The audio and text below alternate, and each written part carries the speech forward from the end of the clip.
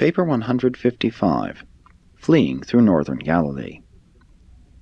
Soon after landing near Gerasa on this eventful Sunday, Jesus and the 24 went a little way to the north, where they spent the night in a beautiful park south of Bethsaida Julius.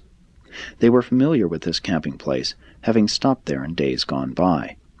Before retiring for the night, the Master called his followers around him and discussed with them the plans for their projected tour through Bethania and northern Galilee to the Phoenician coast.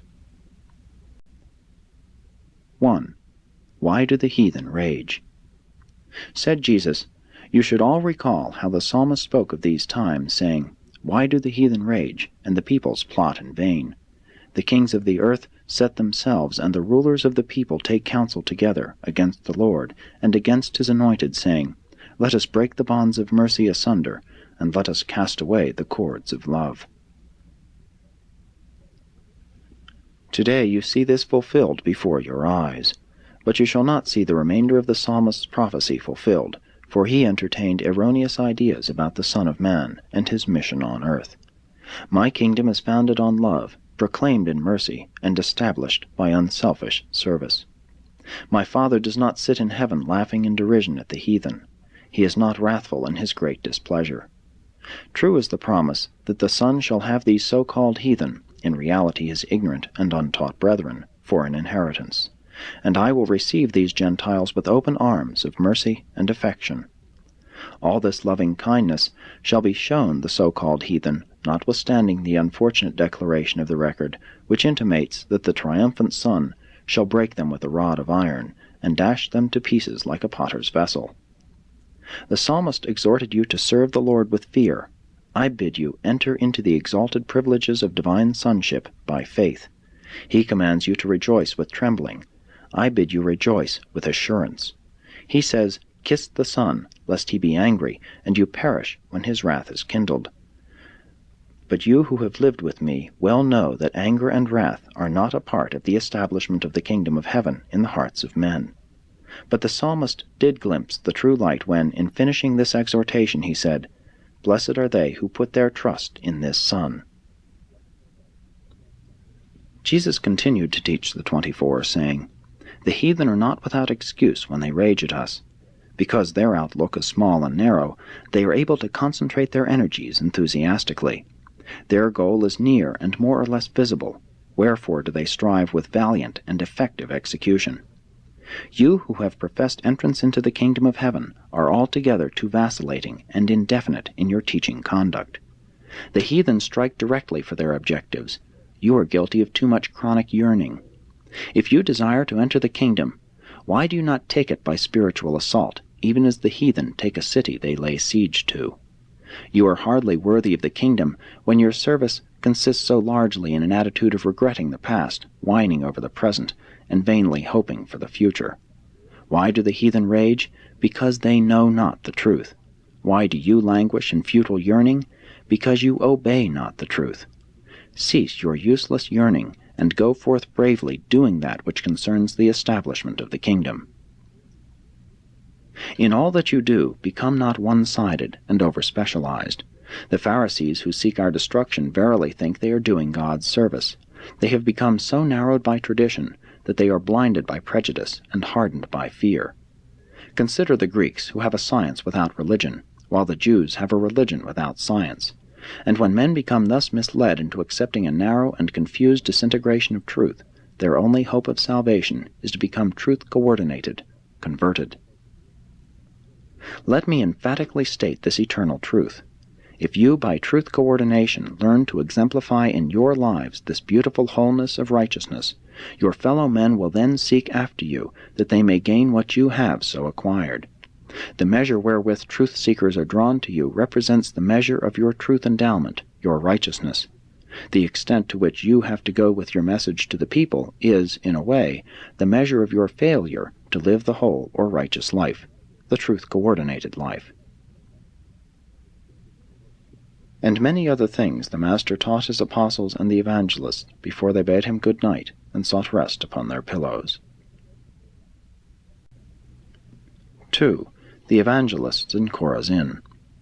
On Monday morning, May 23, Jesus directed Peter to go over to Chorazin with the 12 evangelists, while he, with the 11, departed for Caesarea Philippi, going by way of the Jordan to the Damascus-Capernaum road, thence northeast to the junction with the road to Caesarea Philippi, and then on into that city, where they tarried and taught for 2 weeks. They arrived during the afternoon of Tuesday, May 24. Peter and the evangelists sojourned in Chorazin for 2 weeks, preaching the gospel of the kingdom to a small but earnest company of believers. But they were not able to win many new converts. No city of all Galilee yielded so few souls for the kingdom as Chorazin. In accordance with Peter's instructions, the 12 evangelists had less to say about healing, things physical, while they preached and taught with increased vigor the spiritual truths of the heavenly kingdom. These 2 weeks at Chorazin constituted a veritable baptism of adversity for the 12 evangelists, in that it was the most difficult and unproductive period in their careers up to this time. Being thus deprived of the satisfaction of winning souls for the kingdom, each of them the more earnestly and honestly took stock of his own soul and its progress in the spiritual paths of the new life. When it appeared that no more people were minded to seek entrance into the kingdom, Peter, on Tuesday, June 7, called his associates together and departed for Caesarea Philippi to join Jesus and the apostles. They arrived about noontime on Wednesday and spent the entire evening in rehearsing their experiences among the unbelievers of Chorazin.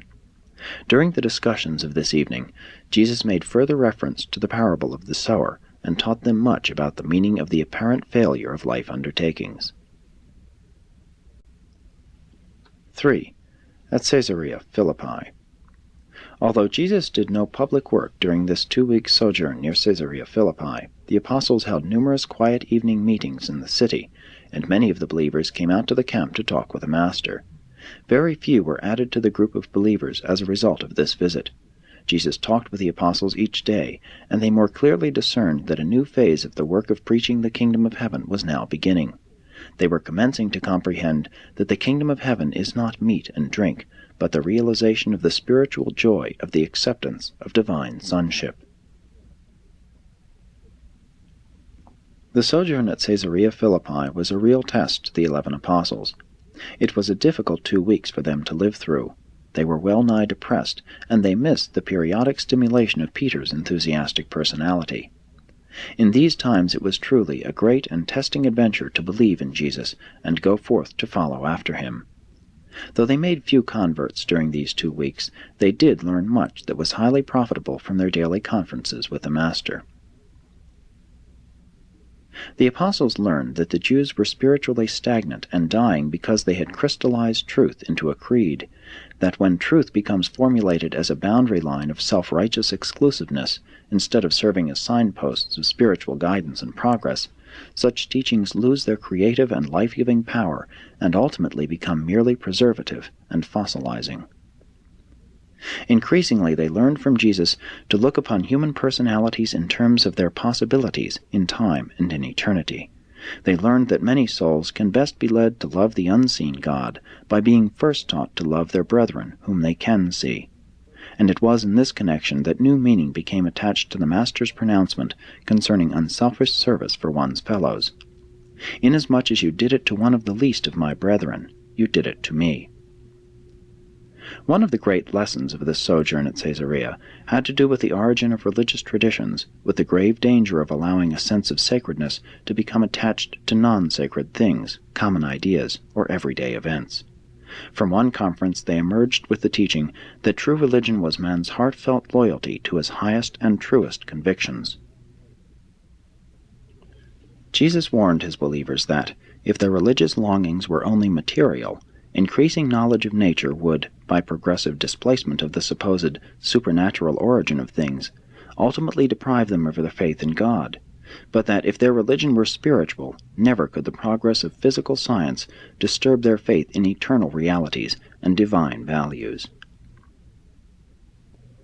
They learned that, when religion is wholly spiritual in motive, it makes all life more worthwhile, filling it with high purposes, dignifying it with transcendent values, inspiring it with superb motives, all the while comforting the human soul with a sublime and sustaining hope. True religion is designed to lessen the strain of existence. It releases faith and courage